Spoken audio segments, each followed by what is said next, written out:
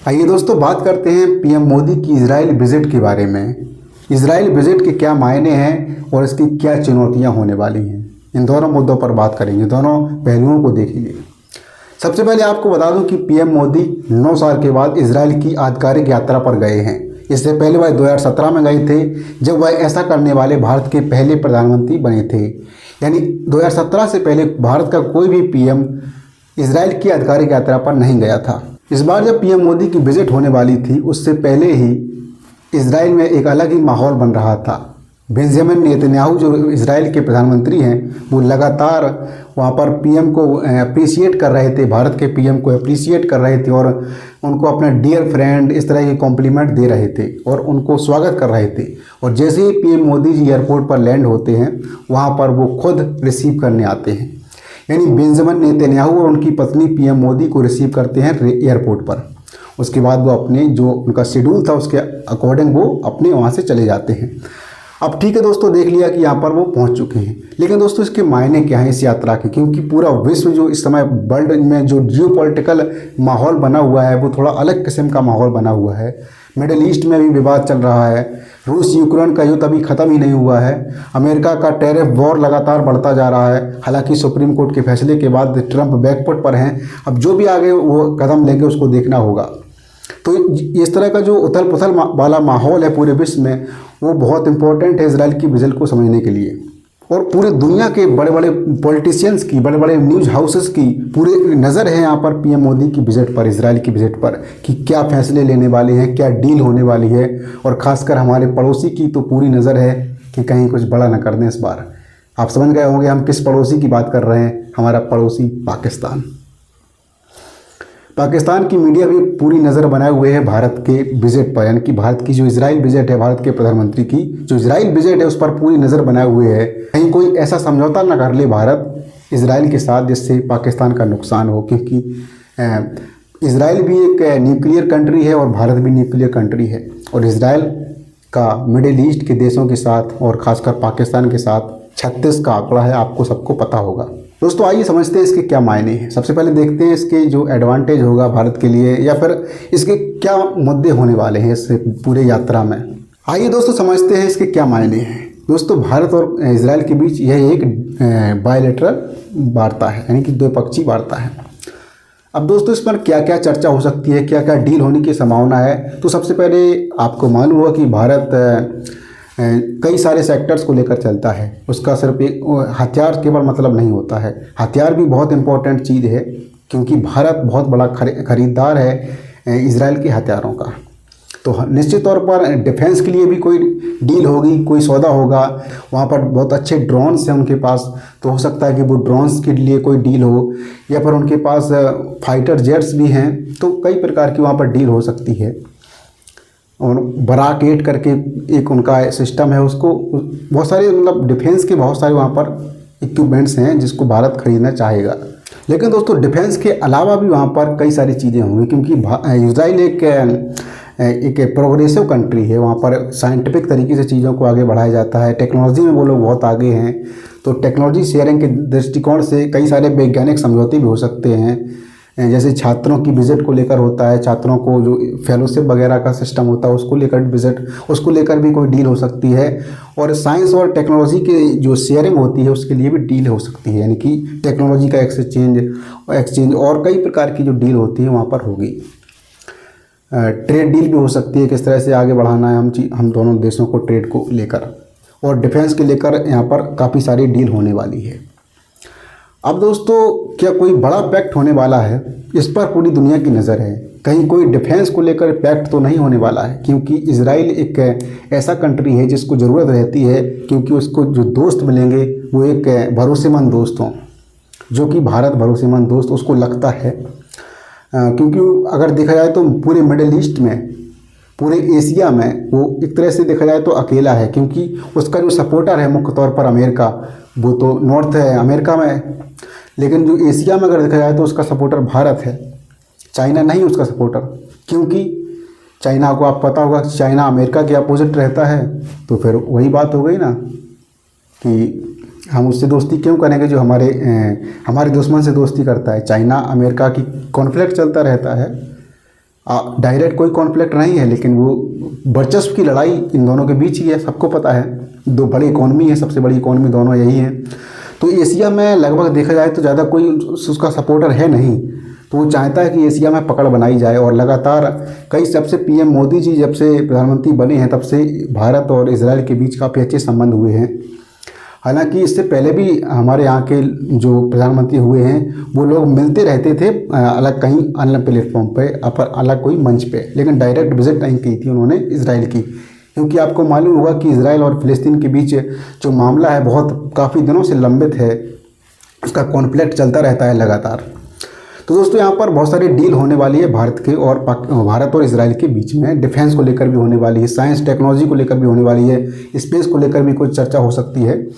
लेकिन पूरी दुनिया की नज़र इन पर नहीं है, पूरी दुनिया की नज़र इस पर है कि क्या कोई बड़ा पैक्ट होने वाला है जिससे मिडल ईस्ट को नुकसान हो, या पाकिस्तान के खिलाफ कोई नया फ्रंट तैयार किया जाए, या नैरेटिव वॉर सेट किया जाए पाकिस्तान के अगेंस्ट। तो दोस्तों सबसे पहले यहाँ पर पॉइंट ये आता है कि इसके जो मायने आपने समझ लिए कि जो डील होने वाली उससे भारत को फ़ायदा होगा, निश्चित तौर पर दोनों देशों को फ़ायदा होगा, डिफेंस को लेकर, साइंस एंड टेक्नोलॉजी को लेकर और अन्य क्षेत्रों में। लेकिन दोस्तों अब इसके सामने चुनौतियां क्या हैं? अगर कोई इस तरह की स्टेटमेंट आती है भारत की तरफ से, वहाँ पर ज्वाइंट स्टेटमेंट जब जारी की जाएगी, क्या कोई ऐसी स्टेटमेंट आती है वहाँ पर जिससे मिडिल ईस्ट को कोई नुकसान हो, या मिडिल ईस्ट को डर पैदा हो, या फिर पाकिस्तान को डर पैदा हो? दोस्तों चर्चा तो हर मुद्दे पर होगी, क्योंकि इजराइल ईरान का भी कॉन्फ्लिक्ट चला था काफ़ी दिनों तक, और हो सकता है कि आगे आने वाले समय में भी अमेरिका अगर ईरान पर अटैक करता है तो निश्चित तौर पर उसमें इजराइल भी शामिल हो ही जाएगा। तो उसको लेकर भी चर्चा होगी, और रसिया और यूक्रेन का जो युद्ध अभी चल रहा है उसको लेकर भी चर्चा होनी है। लेकिन दोस्तों जो आप समझने की बात यहाँ पर यह है कि मिडिल ईस्ट में जो कुछ देश ऐसे हैं जहाँ पर भारत की जो दोस्ती है, भारत की जो रिश्ते हैं बहुत अच्छे हैं। जैसे अगर मैं नाम बताऊँ उन देशों का तो उनमें है यूएई है, और वहाँ पर सऊदी अरब है। ये दो कंट्री ऐसे हैं जहाँ पर भारत के रिश्ते काफ़ी अच्छे हैं। हालांकि सऊदी अरब से थोड़े रिश्ते थोड़े ख़राब हुए थे, क्योंकि सऊदी अरब ने पाकिस्तान के साथ डिफेंस पैक्ट किया था, यानी एक देश पर हमला दोनों देशों पर हमला माना जाएगा, इस तरह का एक डिफेंस पैक्ट हुआ था। हालांकि उसमें ज़्यादा कुछ है नहीं डिफेंस पैक्ट में, वो सिर्फ दिखावे का था। और जो सऊदी अरब है वो थोड़ा एक न्यूक्लियर अम्ब्रेला चाहता था, क्योंकि मिडिल ईस्ट में जो मुस्लिम कंट्रीज़ हैं या फिर खाड़ी देश, वहाँ पर किसी के पास न्यूक्लियर पावर नहीं है, किसी भी देश पर। यहाँ तक कि तुर्की पर भी न्यूक्लियर पावर नहीं है। ईरान बनाना चाहता है, उसी को लेकर कॉन्फ्लिक्ट चलता रहता है। अमेरिका कहता है कि ईरान को हम न्यूक्लियर पावर नहीं बनने देंगे, इजराइल भी कहता है कि हम ईरान को न्यूक्लियर पावर नहीं बनने देंगे। तो ऐसे में अमेरिका को दबाव को कम करने के लिए, इजराइल के दबाव को कम करने के लिए यहाँ पर सऊदी अरब ने एक अपना चाल चली थी कि यहाँ पर पाकिस्तान के पास न्यूक्लियर पावर है, न्यूक्लियर कंट्री है पाकिस्तान, और इनके पास फौज भी है। तो इस तरह से अगर हम एक पैक्ट कर लेंगे तो दूसरे देशों के लिए एक मैसेज हो जाएगा कि हमारा रिश्ते, हमारा पैक्ट पाकिस्तान के साथ है जिसके पास न्यूक्लियर पावर है। हालांकि उसके न्यूक्लियर पावर की तो बात ही क्या करना है, ठीक है, वो जो भी है उनका। हाँ, अब हम बात करते हैं अपने मुद्दे पर। तो दोस्तों इस पूरे डील पर मिडिल ईस्ट की पूरी नज़र है, पाकिस्तान की भी नज़र है, मिडिल ईस्ट की भी नज़र है, अमेरिका की नज़र है, चाइना, रसिया, सब की नज़र है, क्योंकि ये बहुत ही महत्वपूर्ण एक विजिट है। और ऐसे समय में जब ये विजिट आ रही है, जब भारत के रिश्ते पूरी दुनिया में देखे जा रहे हैं अन्य देशों के साथ, अमेरिका जैसे देशों के साथ भारत के रिश्ते किस तरह से बिगड़े फिर पटरी पर आने की कोशिश कर रहे हैं, और भारत ने अपने स्वाभिमान से समझौता नहीं किया। इस तरह से चीज़ें पूरे दुनिया ने देखी, और भारत एक मजबूत देश के रूप में अभी हाल फिलहाल में उभर के आया है सामने। दोस्तों अब यहाँ पर समझना ये होगा कि भारत मिडिल ईस्ट के देशों को नाराज़ नहीं कर सकता। आप भले ही सोच सकते हैं कि क्या रखा उनमें, बहुत कुछ रखा दोस्तों। मिडिल ईस्ट हमारी ज़रूरत है एनर्जी को लेकर। आपने अभी सुना होगा कि ट्रंप ने दावा किया था, अपने जो ट्रेड डील हुई थी भारत के साथ, जो मसौदा तैयार हुआ था उसमें दावा किया था कि भारत ने रूस से जो ऑयल खरीद रहा था जो काफ़ी सालों से, उसको पहले तो उन्होंने कहा था कि भारत ने बंद ही कर दिया है, लेकिन उन्होंने अगले स्टेटमेंट में कहा था कि भारत अब रूस से कम तेल खरीद रहा है। अगर दोस्तों ये बात सही है तो हमें अपनी एनर्जी सिक्योरिटी को ध्यान में रखते हुए मिडिल ईस्ट के देशों से अपने रिश्तों को सही रखना होगा, क्योंकि ईरान एक बहुत बड़ा ऑयल सप्लायर देश है, लेकिन ईरान पर बहुत सारे सेंक्शंस लगे रहते हैं अमेरिका की तरफ से, इसलिए उनसे नॉर्मली कोई डील नहीं कर सकता, उनसे कोई एक्सपोर्ट नहीं कर सकता। तो दोस्तों इस तरह से अगर देखा जाए तो एनर्जी की दृष्टिकोण से मिडिल ईस्ट के देश काफ़ी ज़्यादा इंपॉर्टेंट हो जाते हैं भारत के लिए। और डिप्लोमेसी में दोस्तों सबसे बड़ी कहावत ये होती है कि डिप्लोमेसी सब कुछ अपने देश के लिए की जाती है, अपना फ़ायदा देखा जाता है और अपना नुकसान जानबूझकर कोई देश नहीं उठाना चाहता है। तो दोस्तों यहाँ पर मुझे नहीं लगता कि इस तरह का कोई स्टेटमेंट जारी होगा जिससे मिडिल ईस्ट के देश नाराज़ हो जाएं, या फिर ईरान को लेकर जो कॉन्फ्लिक्ट चल रहा है उसको मतलब एक बढ़ाने की बात की जाए। इस तरह का कोई आर्गूमेंट नहीं होगा और ना ही कोई ऐसा कोई पैक्ट होने वाला है, क्योंकि मिडिल ईस्ट के देश हमारे लिए बहुत इंपॉर्टेंट है, यूएई हमारे लिए बहुत इंपॉर्टेंट है और सऊदी अरब भी हमारे लिए बहुत ही इंपॉर्टेंट है। और भी कई सारे देश हैं, कतर हो गया, आपको याद होगा कतर में जो हमारे जो नेवी के जो नेवी के एक्स ऑफिसर्स थे उनको फांसी की सज़ा हुई थी, उनको फिर फांसी की सज़ा कैंसिल हो गई, उसके बाद वो वापस भी आए थे घर। तो एक डिप्लोमेसी के जरिए भारत ने अपनी वहाँ पर एक कूटनीतिक जीत हासिल की थी और इस तरह से पूरी दुनिया के सामने भारत जो छवि जा रही थी, बेइज्जती हो रही थी कि इनको फांसी दी जा रही थी, करीब 7-8 लोग थे वहाँ पर, तो वो फांसी की सज़ा टल गई थी और वो सब वापस लोग आ गए थे भारत। तो इस तरह से हमारे रिश्ते मिडिल ईस्ट के कई देशों के साथ बेहतरीन हैं।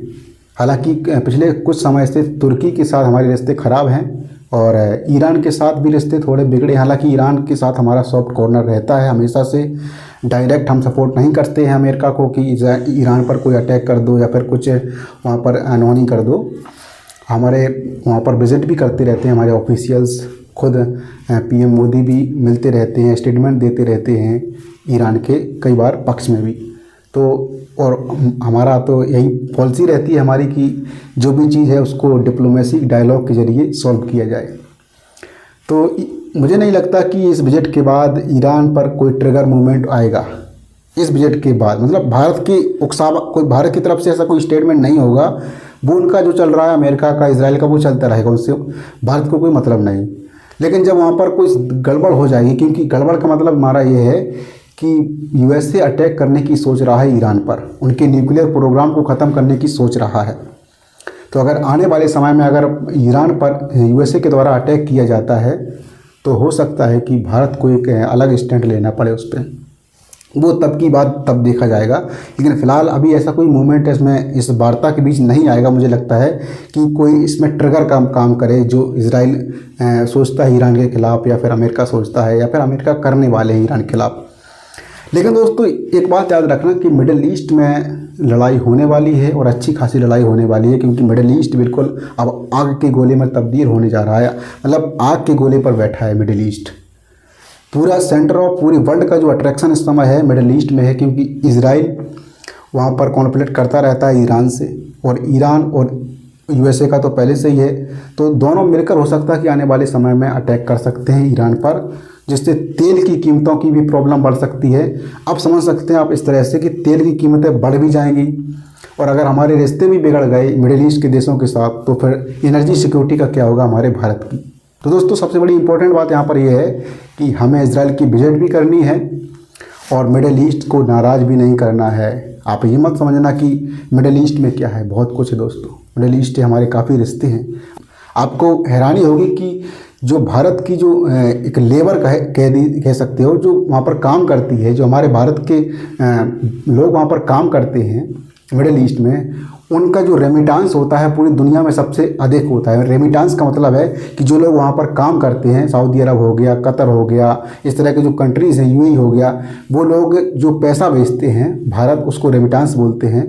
दोस्तों सबसे अधिक रेमिटांस भारत को प्राप्त होता है पूरी दुनिया में देखा जाए तो मिडिल ईस्ट में अगर जैसे कई बार आपने देखा होगा कि ट्रंप हैं जो वहाँ पर जो वीज़ा होता है भारतीयों के लिए, उस पर प्रॉब्लम खड़ी करते रहते हैं, भारतीयों को निकालने की बात करते हैं।